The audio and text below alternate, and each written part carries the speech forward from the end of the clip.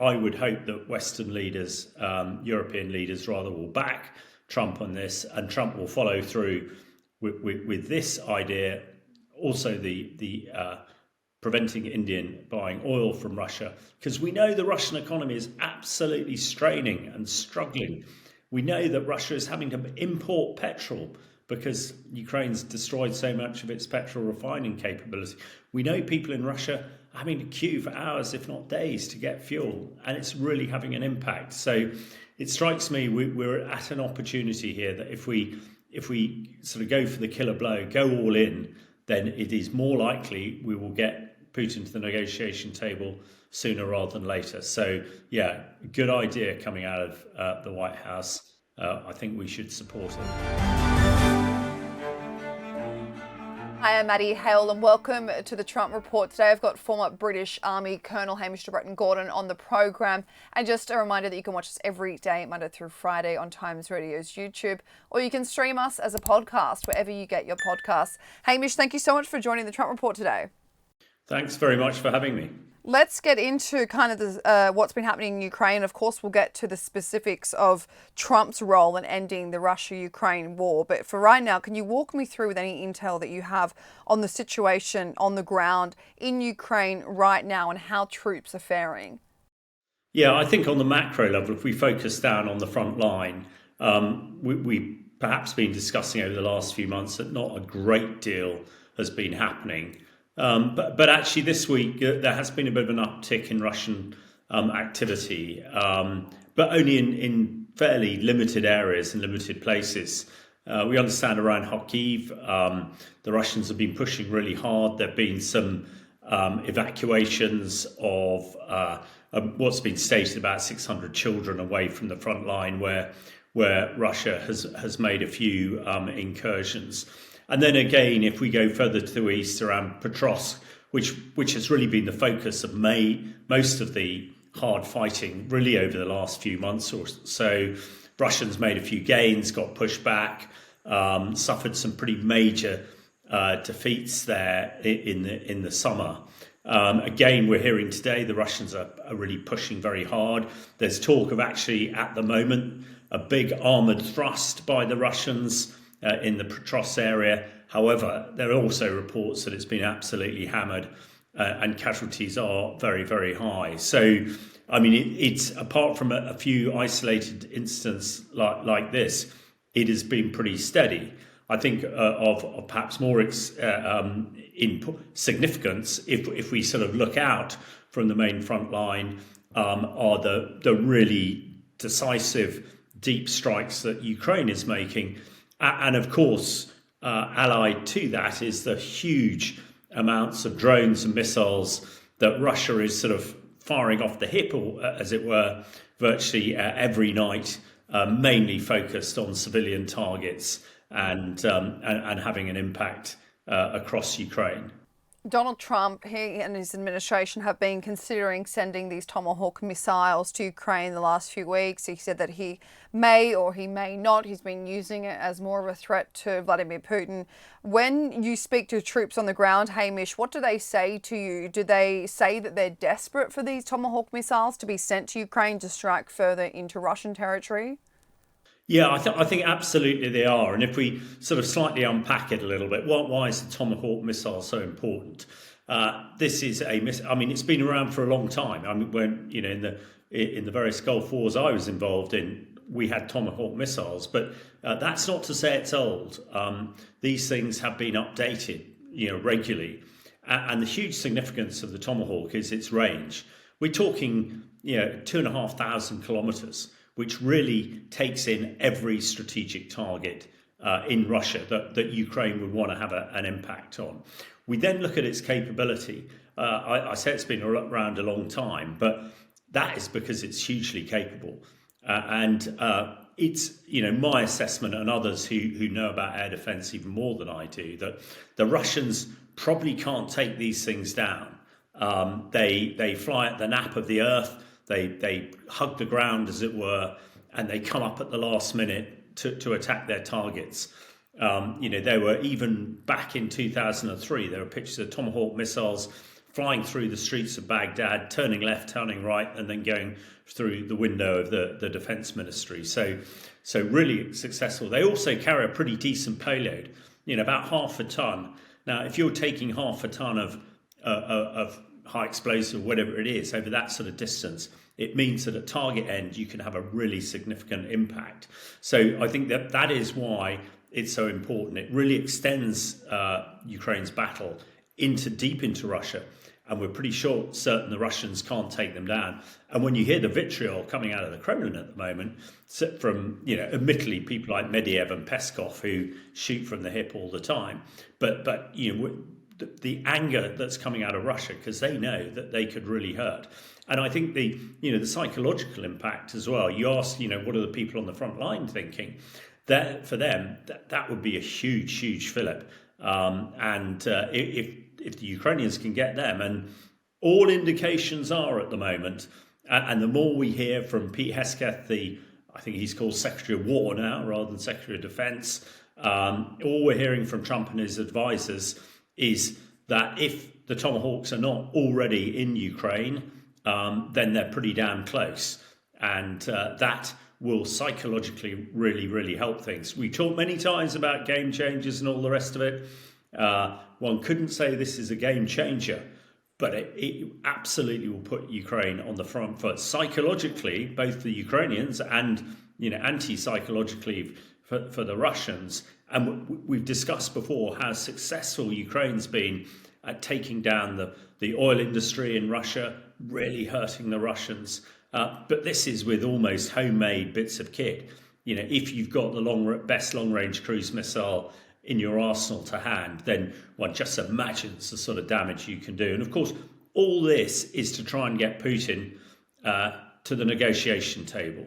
And hopefully Trump and Hegseth and others are beginning to realise, which they appear to be, that, actually they can do this. And I'm sure Trump, the fillip from what he's done in the Middle East, in Gaza and Israel, actually, if he knows if he can sort Ukraine out, then that Nobel Peace Prize is sure as damn it, is pinned to his chest. All roads lead back to the Nobel Peace Prize, Hamish. But so when you're looking at Russia's weaponry, you're looking at their stockpile, do they have anything that can compete with the Tomahawk missile?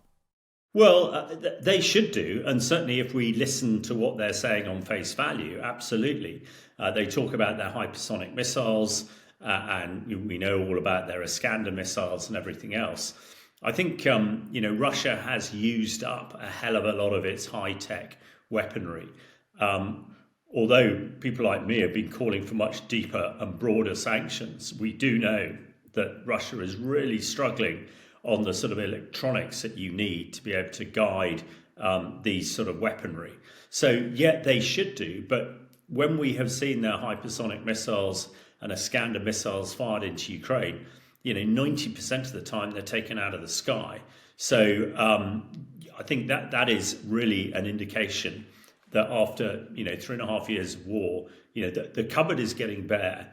And although people like myself and others would like to see the world tighten its grip on Russia, actually, they are really struggling on the high-tech stuff, because unless they can get some from China, most of it sort of originates from Taiwan or the US.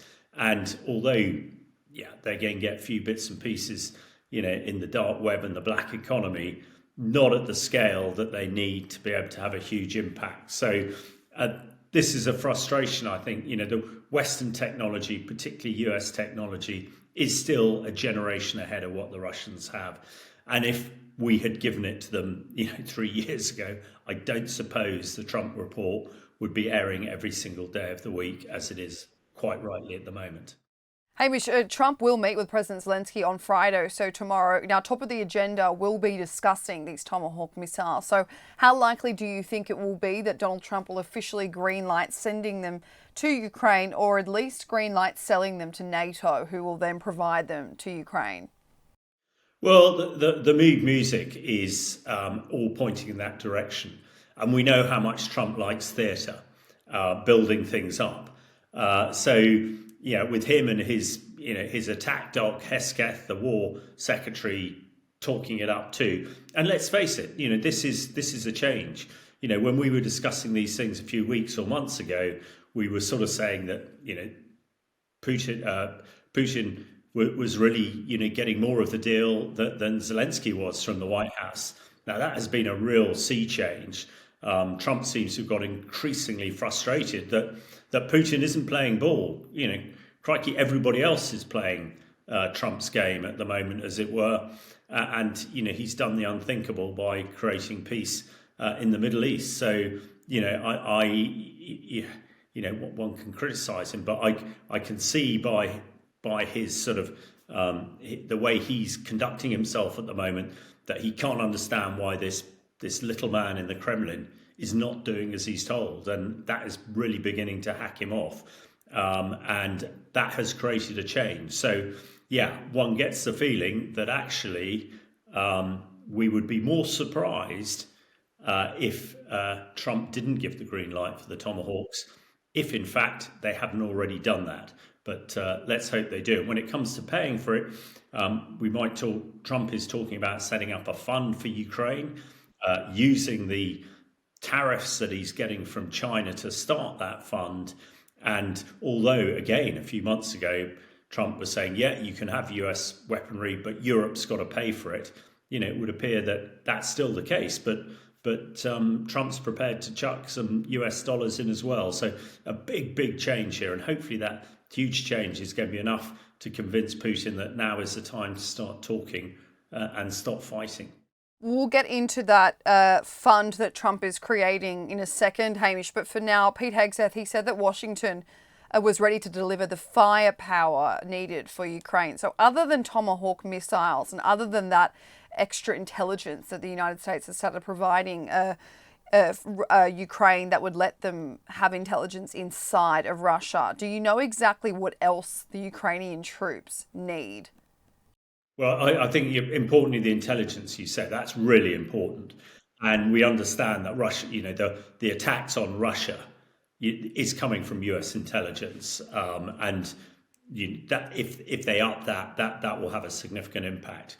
We know that they're short of air defense missiles, the Ukrainians are, Patriots, etc., because they're using them up. I mean, and half the reason Russia is firing 500 odd drones and missiles at Ukraine every night is trying to use up all those air defense missiles. So that is a key element too. And of course, all the other precision guided weaponry. Now, one of the quid pro quos that we're hoping with Tomahawk is that the Germans and the French are going to increase their provision of Taurus and Storm Shadow missiles, or the French equivalent of it, which are, they're not quite as capable, not quite as long range as Tomahawk missiles, but incredibly effective and really doing damage as well. So I think those are the main areas. The people on the ground will still say they need more artillery and those sort of weaponry as well. But I think it's the strategic stuff, the stuff that can really push the dial, the Tomahawks, the Storm Shadows, that they're desperate for. I think again, if one sort of tries to unpick what Hegseth is saying, this additional firepower, well, me and other experts in this area have been talking about no-fly zones that NATO and the US could do to protect civilian targets in Ukraine.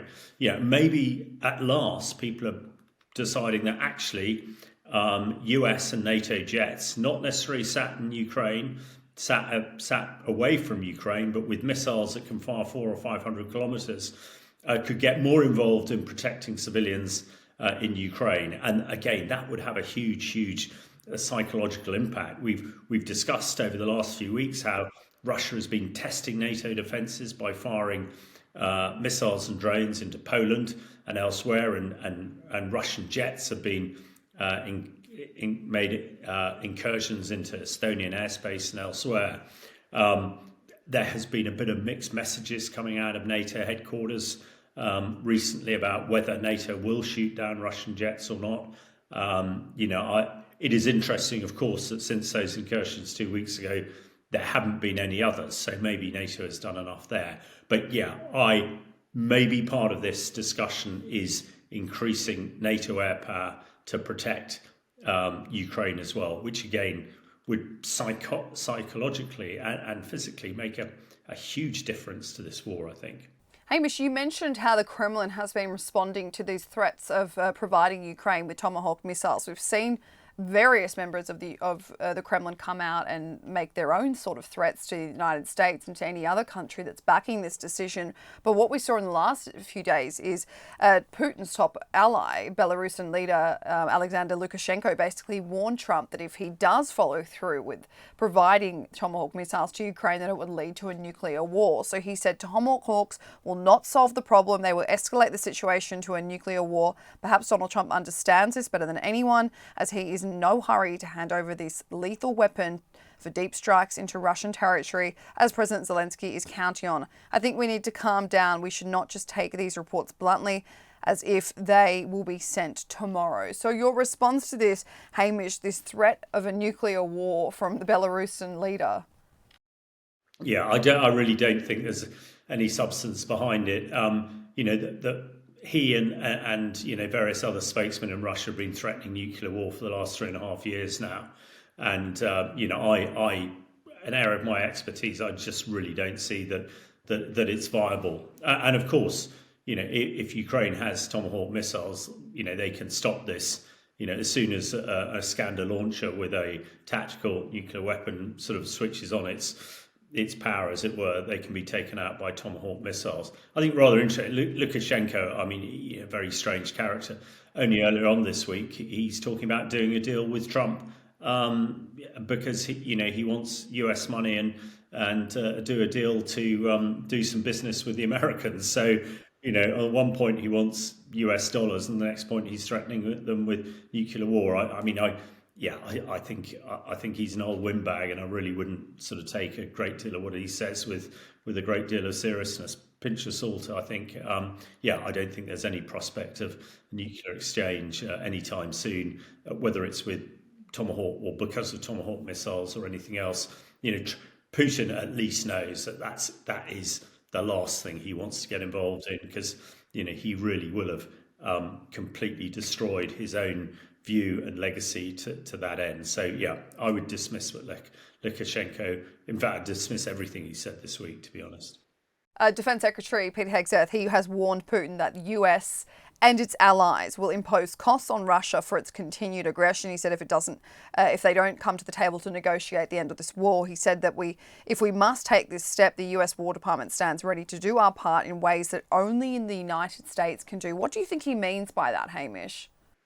Well, again, these sort of veiled speech and mixed messages, although they seem to be off the hip, they're probably quite carefully crafted. And no doubt, the planners in the Kremlin are trying to work out exactly what he means. Does he mean that the Americans are going to interdict this shadow fleet full of all the oil that Putin relies on to at least get some money into his coffers here? Is it more that actually the Americans are going to offload these Tomahawk missiles so that that Ukrainians can strike at the heart of the Russian war machine? We know that it appears that a lot of frozen Russian assets are being unleashed or given towards support of Ukraine. That is a huge impact. We know that Trump has been pushing hard with Narendra Modi, the Prime Minister of India, stop buying oil from Russia, and Modi has said he will. So I think it's a general feeling that the Americans are really turning the screw from virtually every direction now on the Russians. And by saying some remarks, as you said, that Hegseth has said this week, really gives extra things for the Russians to think about, which is really good, because I think up until the last few months, Russia and Putin have just been cracking on. Now that Trump is on a roll around the world and is trying to stop his ninth war, as it were, I think Putin realizes that actually things are pretty serious now, and the US is prepared to do virtually everything to make that come about. And that is a huge relief, I think, for us here in Europe, and no doubt for the Ukrainians too, that Trump and his team are now serious about getting Putin to the negotiation table, which a few months ago seemed a pretty remote possibility.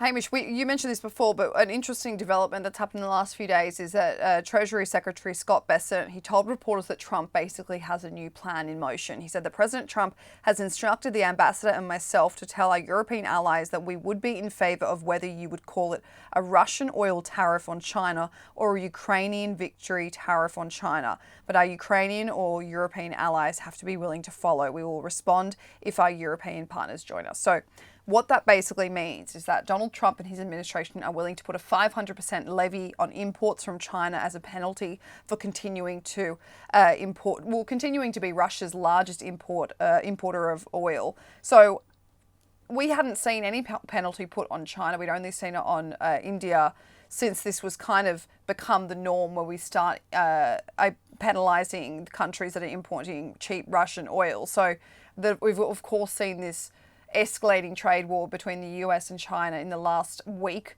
or even less. So this is probably on the back of that. But the money that is made from these levies would be used to provide weapons for Ukraine. So Trump is basically willing to hit China with this tax to get a victory fund for Ukraine, but he needs his allies to do it as well. He doesn't want it just to fall on the United States. In order to fund Ukraine for another year, because Ukraine's defense minister said that it was basically going to cost $120 billion for Ukraine to fight another year. So all in all, Trump's saying, look, let's create a fund. We'll make it from what we earn off these levies, but I need Europe to basically follow on with me. Can we get this over the line, do you think? Well, it's a really interesting issue that Trump's raised here, and a heck of a dilemma, I expect, for the Europeans. We're talking a good game, and if we are to progress things forward, China seems to be the one place that Putin has still got a bit of leverage, got friends, and is getting stuff from. And if China is forced to stop buying oil, forced to stop supplying Russia with the wherewithal to keep fighting, then that will be hugely significant. If the Americans are prepared to forego Chinese kit, as it were, then the rest of us should as well. And I think we're talking a lot about resilience at the moment, national resilience, and quite frankly, if we in this country cannot survive a few months without buying Chinese stuff, then we're in a pretty poor position. So I think this would be a really important marker, and let's hope that the majority of the European countries will follow up on it. And actually, if we all agree to do it, there's a possibility that that China will regress without us having to do actually put this into effect. So it strikes me as a smart idea. I suppose selfishly, I can't think how it will impact me, because not getting Chinese kit or paying 500% more for it. I'm sure there are things that would affect, but I think we are in the last chance saloon really at the moment, and we've got to throw everything at this problem, because every day the war goes on, it is more people are dying. It's desperate for the people of Ukraine, and of course, if Putin does prevail, then we're at war with him anyway. So anything we can do now to stop that and get peace in Ukraine is absolutely worth a try. So I would hope that Western leaders, European leaders rather, will back Trump on this, and Trump will follow through with this idea. Also the preventing Indian buying oil from Russia, because we know the Russian economy is absolutely straining and struggling. We know that Russia is having to import petrol because Ukraine's destroyed so much of its petrol refining capability. We know people in Russia are having to queue for hours, if not days, to get fuel, and it's really having an impact. So it strikes me we're at an opportunity here that if we sort of go for the killer blow, go all in, then it is more likely we will get Putin to the negotiation table sooner rather than later. So good idea coming out of the White House. I think we should support it. Hamish, I want to move on to India, but just before I say that, you keep mentioning the negotiating table, and a lot of my guests keep mentioning getting Russia back to the negotiating table, but should we be giving up on this idea of a negotiating table and negotiating with Vladimir Putin? Because Does it work? You know, he stalls time. He continues to stall time. He says, let's do a summit in Alaska. Let's do a meeting in Turkey and blah, blah, blah. And all he uses it is to stall time. He has no intention of, you know, giving up on this war. It's more, do we now put all of our eggs in the basket of providing weapons, providing aid for Ukraine to force him to end the war without any negotiation? Yeah, I think what we need to do is take a leaf out of Putin's book. You know, while we've been talking about peace and negotiation, we've sort of been treading water, as it were, in the war, whereas Putin has just cracked on and on. I would hope we're now seeing a change of emphasis now, where Trump and Europe is building up the pressure, not treading water, and really giving the option to Putin. You can come to the negotiation table now at this position, or you can come in 3 months' time when you're absolutely hammered and your economy has collapsed. So I think no, I don't think we give up in negotiation. I think we keep up the pressure, we turn up the pressure. We don't wait for him to respond. It's about being active rather than reactive. A lot of people talking about attack is the best form of defence. I think hitherto our defence has been very passive, and we sort of let the Russians come on and then reacted. I think what we're doing now, and at least I hope what we're doing now, is actually, you know, moving forward, attacking rather than waiting to respond. And it strikes me that is the sort of thing that Putin will react more to. We know that he exploits weakness and he recognises strength. I think we're now showing the sort of strength that Putin will understand and bring him to the negotiation table. But we must not take the pressure off. We must keep going and going and going, because exactly, I agree with you, there is no reason that we've heard coming out of the Kremlin or Putin that they're going to stop unless they're forced to stop. And I think we've realised that really late in the day. So Trump on Wednesday, he said that he'd gotten Narendra Modi to agree to stop buying Russian oil after slapping India with an extra 25% penalty tariff, continuing to do so. He did this August 1st, I think it was, or a few months later. Trump told reporters that Modi would halt purchases within a short period of time and said that it would be a big stop. That is a huge call to make. We've been wanting this for months and months. An Indian government spokesperson then said discussions were actually still ongoing, but the US had shown interest in deepening energy cooperation with India. They said that our consistent priority is to safeguard the interests of the Indian consumer in a volatile energy scenario. Our important import policies are guided entirely by this objective. I think that sentence, Hamish, is the key thing to look at about how they're trying to protect the Indian consumer. It's not a definite yes from India, especially as Modi's relationship with Putin continues to strengthen. Putin is set to visit India in early December for their summit. The reality is, though, if India does prioritise the Indian consumer as if they say they would, it won't be able to find a cheaper or same price oil to fully replace its importing from Russia. So the only way it would be able to kind of semi-match that is by going to Venezuela or Iran, which would then need US approval because they all have sanctions on both of these countries' oils as it stands. So among other reasons, of course. So it is easier said than done from Trump to come out and say that. I don't know how likely this scenario is. Yeah, I mean, this is a really tricky one. As you say, it's very easy to say these things. And India, a massive country, certainly on population-wise. Any increase in the price of fuel is going to have a huge impact on them. But I expect Modi is having to think, is Russia more important to the Indian economy or is the US? And I expect resoundingly it's the US by a country mile. When it comes onto fuel, as you say, where else can they buy their fuel? Certainly there's no shortage of oil and gas in the world. But it's the price, and we know that Russia has been selling it at dirt cheap just to keep the money coming in.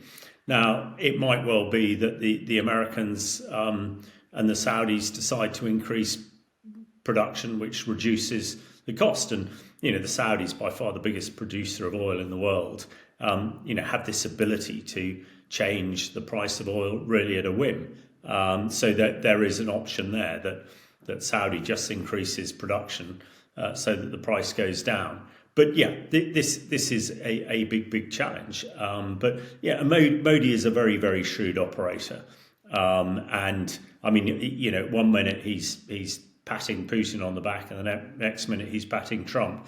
But I think when it comes to this particular dogfight, the Putin dog is a lot smaller than the Trump dog, and I think everybody realises that.